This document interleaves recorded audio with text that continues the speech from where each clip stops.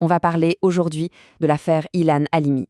C'est un nom qui, encore aujourd'hui, résonne comme une cicatrice dans la mémoire française. On va décortiquer ensemble comment une idéologie, un simple cliché, a pu se transformer en arme, en instrument de torture et de mort. C'est l'histoire d'un crime où la haine n'était pas seulement le mobile, mais la destination. Cette phrase, elle résume parfaitement l'abîme dans lequel on va plonger. Oubliez tout ce que vous connaissez des thrillers policiers. Ce n'est pas de la fiction. C'est la dissection d'une tragédie bien réelle, où la haine a été le moteur du début à la fin et qui a forcé toute une nation à se regarder dans un miroir assez déformant. Allez, entrons dans le vif du sujet, la première phase de cette affaire. Comment le piège a été méticuleusement mis en place. Un piège qui ne repose pas sur une information, non, mais sur une idée fixe, un stéréotype qui va s'avérer mortel. Alors, qui sont les protagonistes? D'un côté, on a Ilan Halimi, 23 ans, vendeur en téléphonie, plein de vie, un jeune homme tout à fait ordinaire, issu d'une famille de classe moyenne. Et en face, le gang des barbares, un ramassis de petites frappes dirigé par Youssouf Fofana, qui lui se voit comme un grand cerveau du crime. C'est la rencontre de deux mondes qui n'auraient jamais dû se croiser. Et ce qui est glaçant, c'est la banalité du mécanisme. Tout commence avec une jeune femme qui sert d'appât. Un jeu de séduction par texto, un rendez-vous fixé, bref, une interaction sociale en apparence complètement normale, mais qui est en fait une arme. Pour Ilan, c'est la promesse d'une rencontre. En réalité, il marche droit dans une embuscade. Et là, on est au cœur du réacteur. Tout, absolument tout, le plan entier repose sur cette équation simpliste et mortelle. Juif égale riche. Pour Fofana et sa bande, ce n'est pas juste un mobile, c'est leur logiciel de pensée. Ce vieux cliché antisémite n'est pas une opinion, non, c'est pour eux un fait économique, une vérité indiscutable. Bon, l'enlèvement a eu lieu. Et là, on entre dans la deuxième phase de la tragédie. Ce qu'on appelle la négociation, mais qui n'en est pas une. C'est un dialogue de sourds, un dialogue impossible entre la réalité et un délire meurtrier. Le soir même, le premier appel tombe, et la demande avec 450 000 €. Un chiffre qui sort de nulle part.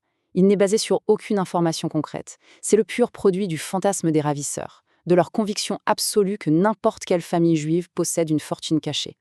Sauf que la réalité, elle, vient pulvériser ce fantasme. Le père d'Ilan est un simple employé, sa mère est secrétaire. Ils habitent en HLM. Réunir une telle somme, c'est absolument impossible pour eux. Et c'est précisément là que tout va basculer. Le crime crapuleux, motivé par l'argent, va déraper dans la pure folie idéologique.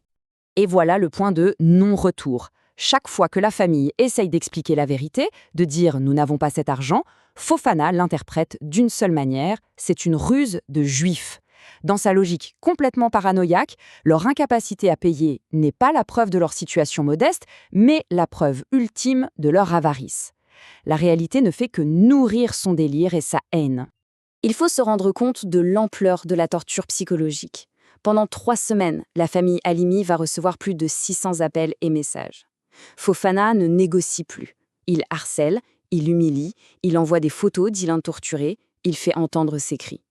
L'objectif n'est plus d'obtenir un accord. L'objectif, c'est de punir. On entre maintenant dans la phase la plus sombre. L'échec du plan de rançon ne va pas mettre fin au calvaire. Bien au contraire, il va le déchaîner et faire muter la nature même du crime. 24 jours. L'horreur va durer 24 jours. C'est une durée qui ancre la souffrance dans une réalité qui est presque inimaginable. Pendant ces 24 jours, Ilan est maintenu nu, attaché à un radiateur, battu presque chaque jour par ses différents geôliers. Il subit des tortures d'une cruauté inouïe. La haine antisémite, qui était la base du projet, devient le carburant de la torture au quotidien. Chaque coup est porté pour punir l'image qu'il représente aux yeux de ses bourreaux. C'est ici que s'opère une mutation terrifiante. Le plan d'extorsion est un échec total. Dans un kidnapping classique, l'otage aurait peut-être été libéré. Mais pas ici. La logique est inversée. Puisque l'argent n'arrive pas, c'est la haine qui prend le relais. L'échec ne met pas fin au crime, il lui donne une toute nouvelle justification. Le point crucial, il est là. La torture n'est plus un moyen d'obtenir de l'argent, elle devient la finalité. Ilan Halimi n'est plus un otage avec une valeur monétaire. Il devient un objet, un exutoire sur lequel le gang peut déverser toute sa frustration et toute sa violence. Sa fonction a complètement changé. Le calvaire d'Ilan touche à sa fin tragique, mais l'histoire, elle, ne fait que commencer. Parce que ce meurtre va devenir le miroir de toute une nation et provoquer un écho bien au-delà du simple fait divers. Après 24 jours de martyre, le gang décide de se débarrasser d'Ilan. Il est poignardé, brûlé vif sur plus de 80% de son corps et abandonné, agonisant, le long d'une voie ferrée. Il mourra lors de son transfert à l'hôpital. Ce crime a provoqué un véritable électrochoc en France. Il a forcé la société à regarder en face une nouvelle forme d'antisémitisme. Un antisémitisme qui ne venait plus seulement de l'extrême droite traditionnelle, mais qui prospère sur la misère sociale, sur les théories du complot et une haine totalement décomplexée. S'il y a une chose à retenir de l'analyse de cette affaire, c'est cette idée. La haine est un poison. Un acide qui détruit non seulement la victime, mais aussi celui qui la porte. Il n'y a eu aucun dialogue possible, parce que les bourreaux n'ont pas tué un homme. Ils ont tué l'image monstrueuse qu'ils s'en faisaient. On termine donc sur une question en suspens. Une question qui hante tout ce récit. À quel moment précis un simple stéréotype, une idée toute faite, cesse d'être une pensée pour devenir une arme capable de tuer? C'est peut-être ça la plus terrible leçon de l'affaire Ilan Halimi.